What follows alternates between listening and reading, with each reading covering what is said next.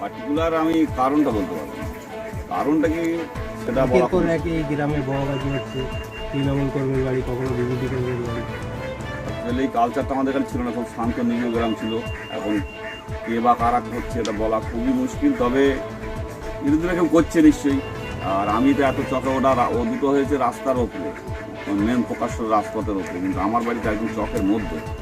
এবং আমি যেখানে শুই সেই জায়গাটাই টার্গেট। আমি যে ঘর, আমার দুটো তিনটে ঘর, আমি যে জায়গাটায় খাটে শুই সেই জায়গাটাই মারা হয়। কি মনে হচ্ছে তারা করতে পারে?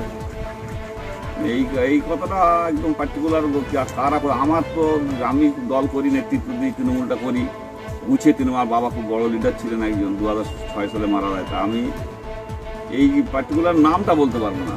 সন্দেহ করলেও করতে পারছি, কিছু মনে হচ্ছে, কিন্তু অ্যাকচুয়ালি আমি তাকে সন্দেহ করে নামটা বলে দেবো বা বলা উচিত হবে না। কি ক্ষয়ক্ষতি হয়েছে আপনার? আমার এই ঘরের চালটা উড়ে গিয়েছে, আর আমার এই আমি ওর তলায় শুয়েছিলাম, যেহেতু টালির চাল, আমার ওই গায়ে সব কেটে গেছে, সব কেটে গেছে, সব কষ্ট হয়ে গেছে। আমি যদি পায়ের দিকে না পড়তো, যদি মুখের দিকে পড়তো, আমি মরেই যেত, ওই টালিতেই মরে যেত, বোম লাগতো। পুলিশকে জানিয়েছেন? হ্যাঁ, পুলিশকে জানিয়েছি, যেতে বলেছে, আর যাবো। কটা বোম মেরেছে? একটাই বোম মেরেছে, বোমের সাইজটা খুব বড় ছিল। কি ব্যবস্থা নেওয়া হয়েছে? আসলে দেখি এখন প্রধান সব আসছে, এমএলএকে ফোন করেছি, এখন আসছে। কোন জায়গায় থাকে, কোন জায়গায় খাট রয়েছে, কোন জায়গায় ভাই সবাই সব জানেছে। যেটা বলবে সেটা করবে। এমএলএকে বারবার ফোন করছি, এমএলএ মনে হয় ঘুমোচ্ছে, ফোনটা তুলছে না। আপনি তো তৃণমূল দল করেন, কোন দায়িত্ব হবে? কাল রাত্রে আমি আজকে আমাদের এই কুরবানির ঈদ বলে আমি ছাগল কিনতে যাবো বলে আজকে হাট, লাস্টে আমি টাকা পয়সা গুলে ভাত টাত খেয়ে শুয়েছি 1:32 সময়। আমি অনেক রাত্রেই বাড়ি আসি, পাটিপুটি করি।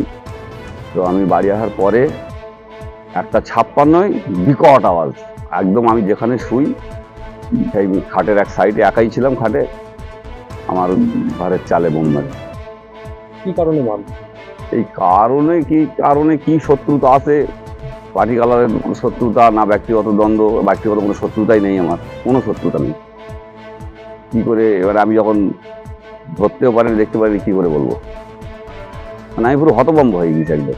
আপনার কি মনে হচ্ছে কোন কারণে বোমা মেরেছে? পার্টিকুলার কারণ আমি বলতে পারবো না, কি কারণে মেরেছে। রাত্রি ঘুমন্ত অবস্থায় মেরেছে, পুরো চালটাই উড়ে গিয়েছে। মানে শুধু আমার গাড়ি ছিল, গাড়ির তেরপলগুলো ছিল বলে বেঁচে গিয়েছি আমি। ঘটনায় কি আতঙ্কিত? আতঙ্কিত মানে কি, ব্যাপক আতঙ্কিত। আমরা সবাই সন্ত্রস্ত, ভীত, শান্ত গ্রাম, পুরো শান্ত গ্রাম। পরপর এরা 4 টাইমস হলো আমাদের এই। আপনি তো তৃণমূল করেন? হ্যাঁ, আমি তৃণমূল করি। তৃণমূল করে সেই কারণে কোনো শত্রুতা হতে হলেও হতে পারে, সেটাও অস্বীকার করার উপায় নেই। তাহলে বিরোধীদের দিকেই আঙুল তুলবে? হ্যাঁ, বিরোধী দিকে আঙুল তুলতে হবে, এখন বিরোধীরাই করেছে হয়তো। এই এলাকার যে তারা সিপিএমরাই আছে কেন্দ্রেই মূলত নেতৃত্ব দেয় আপনার না, ওইরকম ভাবে পার্টিকুলার বলছি নি, ওইভাবে নয়। আনুমানিক পরিকল্পনা ভাবে কে কি করেছে মানে এইটা বলতে পারছি না আমি। তবে পুলিশ যদি তদন্ত করে, পুলিশ পারে না এমন কাজ নেই, পুলিশের গাফিলতি আছে। পুলিশ কেন করছে না? কটা হচ্ছে, এটা পরপর 4টে হচ্ছে। পুলিশ এসেছিল? হ্যাঁ, পুলিশ এসেছিল, রাত্রে অনেক পুলিশ এসেছিল। বললো একটা লিখিত দরখাস্ত করতে, আমরা দেখছি। এই আমডাঙ্গা বিধানসভা, বেড়াবাড়ি অঞ্চল, পঞ্চায়েত বেড়াবাড়ি। দিন আগে আপনার দাদার বাড়িতে বোম, আমার কাকার বাড়িতে।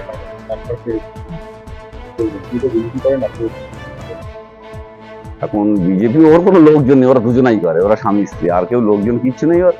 এখন ওর সঙ্গে আমার কাকার বাড়ি, তার আমি বোম ফেলতে যাবো না, কাকা নিশ্চয়ই আমার বাড়ি ফেলতে আসবে না, এটা তো 100% স্টাডি। আমার কাকা ভাইপো, ও একটা দরকার, কোনো সমস্যাও নেই আমার। এখন এই মানে কে মেরেজ, কে বা কারা বলতে হবে, এই মানে পার্টিকুলার নাম বলতে পারবো না। সন্দেহ করছি, সন্দেহ করলেও তো সেই সন্দেহ বসে তো একজনকে নাম বলে দিলাম, সে করলো না, অন্য লোক করেছে, তাহলে সেটাও আর নাই। আপনি কি এখন তৃণমূলের কোনো পদে আছেন? তৃণমূলের পদে ছিলাম, হ্যাঁ পদে আছি বলে আমি ওই এখন বর্তমানে আমি মাধবপুর হাই স্কুলের প্রাক্তন প্রেসিডেন্ট।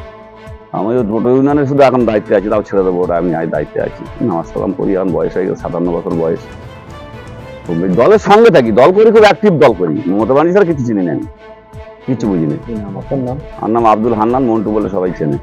আমাদের এই কর্মদক্ষ আছে, বসে কথা বলবো। দেখেন, আমাদের গ্রামে আজ পর্যন্ত কোনোদিন রিগিং হয়নি, কোনো ইলেকশনে, আর কোনোদিন কোনো ঝামেলাও হয়নি। বোমাবাজি এই পঞ্চায়েত ইলেকশন থেকে আর এই পর্যন্ত 3বার হল, এটা খুব বাজে জিনিস। ঠিক আছে, আমরা চাই যারা বা যেই করুক এই কাজটা তার দৃষ্টান্তমূলক শাস্তি হওয়া উচিত। সেটা আমি সঠিক বলতে পারবো না, থাকতেও পারে, যেটা অভিযোগ উঠছে যে বিরোধীদের দিকে মানে এলাকায় থাকতেও পারে, এটা আন্দাজে তো বলা সম্ভব নয়। সিপিএম এর কোনো ছেলের সঙ্গে যুক্ত আছে কিনা, ঠিক আছে, সেটাও বলা যাবে না, থাকতেও পারে।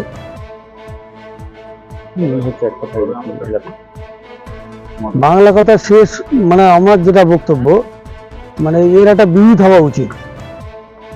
প্রশাসনের কাছে আমার মানে খুব মানে করুণ আবেদন যে যারাই এই কাজটা করেছে তাদেরকে ধরা হোক এবং দৃষ্টান্তমূলক শাস্তি হোক। আপনার নাম আমার নাম জিয়াউল হক, আমি সিপিএম গড় পঞ্চায়েত থেকে দাঁড়িয়েছি। মানে কারা করতে পারে বলে মনে হচ্ছে? এটা একটা পরিকল্পনাভাবেই এটা কাজটা হচ্ছে, কেন এই মানে হরপাড়া গ্রাম খুব ঠান্ডা গ্রাম, এখানে অশান্তি একটা চক্রান্তভাবেই কাজটা করতে যাচ্ছে। যে হরপাড়ায় এবার একটা ভালো ভোটে তৃণমূল লিড করেছে, এটা একটা চাচ্ছে যে এদের মধ্যে একটা দ্বন্দ্ব ঢুকিয়ে দিয়ে যাতে ঝামেলাটা আরও বড়োভাবে নিয়ে যাওয়া যায়, সেটা একটা পরিকল্পনা আছে। আমার তো মনে হয় এটা সিপিএম এতে কাজটা করছে ভিতর দিয়ে, যে এটা চক্রান্ত করছে, যে এদের ছন্ন বিচ্ছন্ন করার জন্য এটা চক্রান্তই চলছে। সেই হিসেবে না হলে এর আগে ধরেন আমাদের একটা ভালো অ্যাক্টিভ কর্মী এবং ভালো একটা দায়িত্ব আছে আমাদের, যে হান্নান আব্দুল হান্নান, তার আগে নাসিরি বাড়ি পড়লো এখানে। আমাদের হান্নান সাহেবের যে কালকেরে এত মারাত্মক এটাই, যে এরকম আমরা জীবনে ভাবিনি যে হরফার এরকম একটা হবে। বিজেপির বাড়ি যেটা হচ্ছে এটাও পরিকল্পনা হবে, এটাকে চাপানো হচ্ছে, তৃণমূলটা এসব করছে, কিন্তু না, আদেও না। এটা একটা আমার তো মানে এটা প্রশাসন অনেক কিছু মনে করলে কিছু করতে পারে, কিন্তু প্রশাসনের মনে হচ্ছে গাফিলতি। তবে যদি প্রশাসন এটা বিষয় যদি না দেখে, কেন এর আগে আমরা বলেছিলাম সেইভাবে কিন্তু কাজ না করলে আমরা বৃহত্তম আন্দোলন করবো। কিন্তু এবার প্রশাসন কোনো পদক্ষেপ নিচ্ছে না বারবার আপনাদের? প্রশাসন আসছে, তাদের মধ্যে তারা দেখছে, বলছে ঠিক আছে আমরা দেখছি, এই করছে, কিন্তু এবারে না হলে আমরা কিন্তু আন্দোলন নামবো। এটা কিন্তু কি আমরা এই জিনিসটাকে এটা শান্ত জায়গা কেন অশান্তি করা হচ্ছে, সেটাকে দোষী সাব্যস্তকে তাদেরকে ধরতেই হবে। পুলিশ যতক্ষণ না ধরবে আমরা বৃহত্তম আন্দোলন নামবো। আমার নাম এমডি আতিউর রহমান, পঞ্চায়েত সমিতির কর্মাধ্যক্ষ, মৎস্য প্রাণী।